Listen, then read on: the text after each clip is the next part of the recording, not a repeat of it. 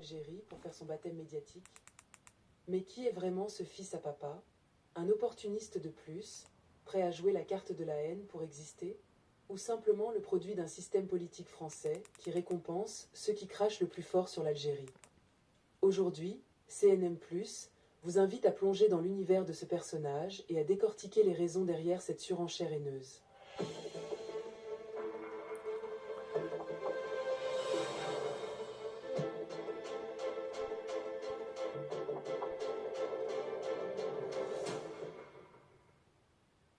Bonjour et bienvenue sur CNM+. Comme nous l'avons déjà dénoncé, l'anti-Algérie est devenu un véritable sport national chez la classe politique française.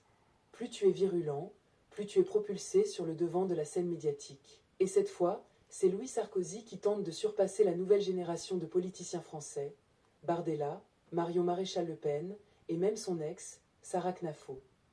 Si j'étais aux manettes et que l'Algérie arrêtait l'écrivain Boualem Sansal, je brûlerais l'ambassade d'Algérie, je stopperais tous les visas, j'augmenterais de 150% les tarifs douaniers. Voilà les mots choquants de Louis Sarkozy, déclarés au journal Le Monde ce 14 février 2025. Des propos qui ne sont pas seulement provocateurs et méprisants, mais qui révèlent une fois de plus cette stratégie éculée de l'anti-Algérie comme tremplin politique. Car, soyons honnêtes, brûler une ambassade pour un écrivain dont il n'a probablement jamais entendu parler auparavant, et dont il n'a certainement jamais lu aucun livre, c'est tout simplement grotesque. Mais voilà, Louis Sarkozy a vu que toute la scène politique française s'enflammait pour Boualem Sansal, un sujet que nous avons d'ailleurs traité à plusieurs reprises sur cette chaîne. La droite et l'extrême droite française veulent toutes sauver le soldat Sansal, et le jeune Sarkozy, en bon opportuniste, veut prendre le train en marche. Sauf qu'il a pris un peu de retard. Alors pour se démarquer, il fait plus fort, plus violent, plus choquant. Lui, il est prêt à brûler une ambassade. En une seule déclaration, il a rattrapé tout son retard.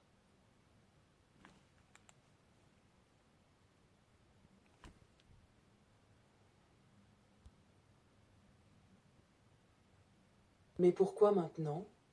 Tout simplement parce que c'est le moment où il a décidé de revenir s'installer en France et de se lancer en politique, en vue des prochaines échéances électorales. Alors qui est vraiment Louis Sarkozy? Un opportuniste de plus, prêt à jouer la carte de la haine pour exister? Ou simplement le produit d'un système politique français qui récompense ceux qui crachent le plus fort sur l'Algérie?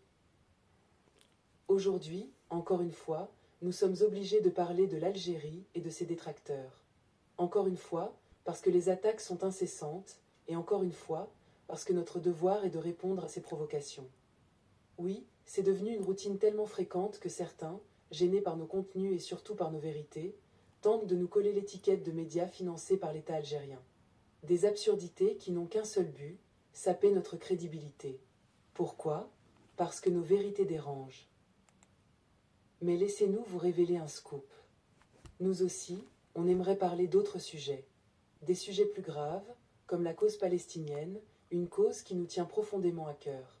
On aimerait aussi parler de la France sans évoquer l'Algérie, un pays dont la classe politique est en train de l'emmener droit dans le mur, sous le regard impuissant des Français.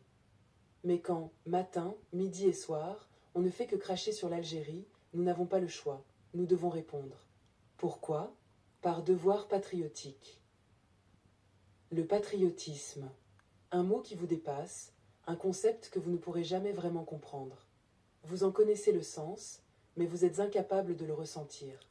Sinon, comment expliquer votre soumission totale aux sionistes?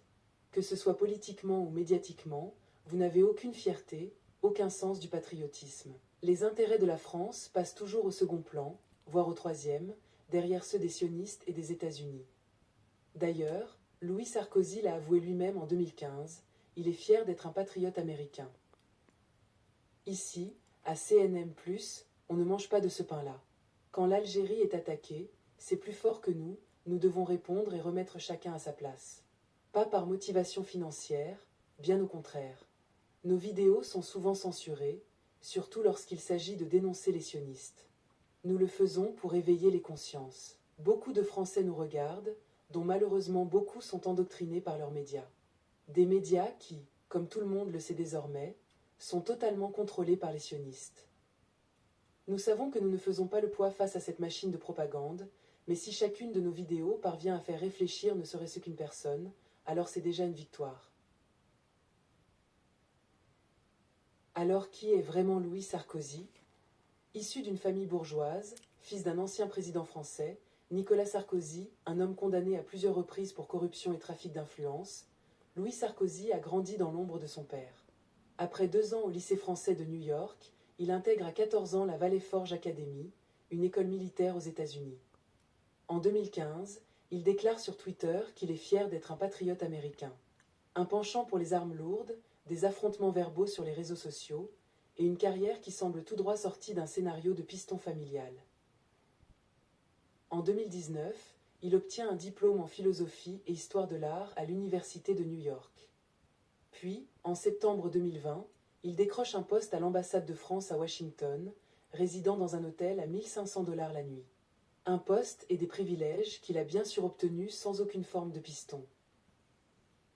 En 2024, à 27 ans, il devient consultant expert en géopolitique sur LCI, spécialisé dans les États-Unis. Comment un diplômé en philosophie et histoire de l'art devient-il du jour au lendemain un expert en géopolitique? Là encore, il ne faut pas chercher bien loin. Son père, Nicolas Sarkozy, est le meilleur ami de Martin Bouygues, le propriétaire de LCI. Et comme par hasard, le nouveau patron de LCI, Guillaume Debré, est issu d'une famille proche des Sarkozy. Coïncidence? Bien sûr que non. Sur les plateaux de LCI, Louis Sarkozy est chez lui. Il y déclare sans complexe qu'il n'a absolument aucun remords à voir des dizaines de milliers d'enfants, de femmes et de vieillards mourir sous les bombes à Gaza. Qu'ils crèvent. Israël fait le travail de l'humanité ici. Absolument aucun remords à ce niveau-là, qu'ils crèvent tous. Et vous comprenez? Personne ne l'interrompt, personne ne le recadre. Pourquoi? Parce qu'il est protégé, parce qu'il sert les intérêts sionistes. Alors, faut-il s'étonner qu'aujourd'hui, cet extrémiste sioniste fasse ce genre de déclaration sur l'Algérie? Bien sûr que non. Cracher sur l'Algérie, c'est du pain béni pour eux. Cela sert à la fois les agendas politiques de l'extrême droite française et les intérêts sionistes. Car, rappelons-le, la France n'a aucun intérêt à s'attaquer à l'Algérie. Bien au contraire, elle a plus à perdre qu'à gagner.